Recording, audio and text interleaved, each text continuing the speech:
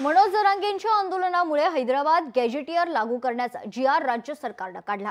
या निर्णयाविरोधात नांदेड येथील शिवा संघटनेचे अध्यक्ष आणि प्राध्यापक मनोहर धोंडे यांनी हायकोर्टात याचिका दाखल केली। यावरून नांदेडमध्ये मराठा विरुद्ध ओबीसी असा संघर्ष निर्माण झालाय। मराठा आरक्षणासाठीच्या जी.आर. विरोधात याचिका दाखल केल्याने याचेच पडसाद धोंडेंच्या शिक्षण संस्थेत उमटल्याचं पाहायला मिळते। काय आहे हे प्रकरण पाहूयात या स्पेशल रिपोर्टमधून।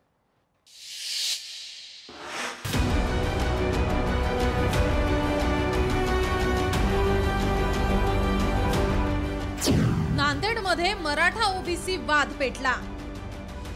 मराठा आरक्षण जी.आर. विरोधात प्राध्यापकाची याचिका। मराठा पालकांनी मुलांचा दाखलाच घेतला काढून। मराठा ओबीसी आरक्षणाचा वाद आता शाळांमध्येही सुरू झालेला पाहायला मिळतोय। मनोज जरांगे पाटील यांच्या आंदोलनामुळे हैदराबाद गॅजेट लागू करण्याचा जी.आर. राज्य सरकारने काढला। या निर्णयाविरोधात नांदेड येथील शिवा संघटनेचे अध्यक्ष प्राध्यापक मनोहर धोंडे यांनी उच्च न्यायालयात याचिका दाखल केली। यावरून नांदेडमध्ये मराठा विरुद्ध ओबीसी असा संघर्ष निर्माण झाला आहे। कायदेशीर आणि वैचारिक लढाई लढण्यासाठी ओबीसीच्या आरक्षणाचा संरक्षण करण्यासाठी जनहित याचिका मुंबई उच्च न्यायालयात दाखल केलेली आहे आणि तो माझा अधिकार आहे। न्यायालयामध्ये दाद मागणं हा काही लोकशाहीमधला गुन्हा नाही, परंतु अत्यंत खालच्या पातळीवर जाऊन अशा पद्धतीनं काही घटना घडवणं म्हणजे दोन समाजात तेढ निर्माण करणं आहे। त्याचं मी समर्थन कधीच करत नाही। प्राध्यापक धोंडे यांच्या संस्थेच्या आश्रमशाळेतून आपल्या पाल्यांच्या टीसी काढून घेण्यासाठी तब्बल 21 मराठा पालकांनी अर्ज केला आहे। लोहा तालुक्यातील रिसनगाव येथील मीनाताई ठाकरे आश्रमशाळेतील मराठा विद्यार्थ्यांचा टीसी काढण्यासाठी पालकांनी सामूहिक अर्ज केलाय। याचे पडसाद याच गावात उमटत असल्याचं चित्र पाहायला मिळतंय। प्राचार्यानं ओबीसी आहे म्हणून याचिका दाखल केलेली आहे। कोणाला केली आहे की टार्गेट मराठ्याला। एवढं सोपं नाही, मराठ्याला टार्गेट करणं हे एवढं सोपं नाही। ह्या मुळामध्ये यांना अभ्यास भरपूर आहे, पण आम्हाला टार्गेट मुद्दाम केले। 22 विद्यार्थ्यांना अर्ज केलेला आहे काल, मग बाकीचे राहिलेले आज करणार आहेत।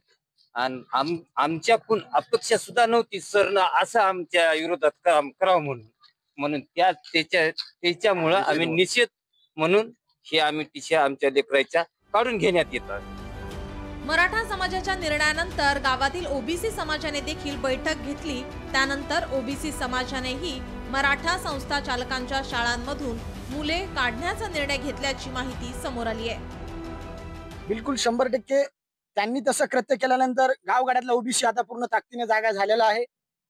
त्यांची तशी भूमिका असेल तर आमचे बी विद्यार्थी 70-70, 75-75% त्यांच्या प्रत्येक लोहा तालुक्यातल्या शाळेवर संस्थेवर आहेत। प्रत्येक ओबीसी लोहा कंधारचा आता जे यांनी ठरवलं, आता ही सुरुवात झालेली आहे की प्रत्येकाने असं जर केलं तर कुठेतरी जातीय तेढ निर्माण होईल। की जातीयता निर्माण होऊ नये आणि आपला मराठा आरक्षणाला विरोध बिलकुलच नाही। हा, त्यांना जेवढं आरक्षण दिलंय ते आरक्षण त्यांनी घ्यायला पाहिजे। आणि जे काय जी.आर. दाखल केलेला आहे फक्त ओबीसी मधून मराठ्यांना आरक्षण भेटणार नाही हीच भूमिका आहे।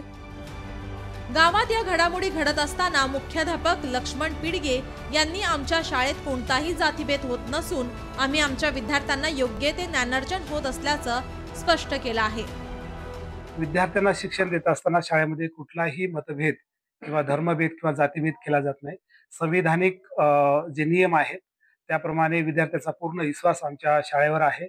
खूप चांगल्या रीतीने सर्व जाती धर्मातले विद्यार्थी आमच्या शाळेमध्ये शिक्षण घेतात, त्यामुळे शाळेमध्ये तो विषय अजिबातच नाही। त्या विद्यार्थ्यांना आम्ही कन्व्हिन्स करून विद्यार्थ्यांना शिक्षण देण्याचा आम्ही प्रयत्न करणार, म्हणजे जे आतापर्यंत दिलेले ते पुढे कंटिन्यू करणार। प्राध्यापक धोंडे यांच्या याचिकेवर आता हायकोर्ट काय निर्णय देणार आणि रिसन गावातील मराठा ओबीसी पालकांचा संघर्ष मिटणार का, याकडे आता सर्वांचं लक्ष लागलंय। मराठा आरक्षणासोबत ओबीसी आरक्षणाचा गुंता अधिक वाढत असताना न्यायालयीन लढ्यामुळे अनेक नव्या घडामोडी घडण्याची शक्यता नाकारता येत नाही। कमलाकर बिरादार, लोकशाही मराठी, नांदेड।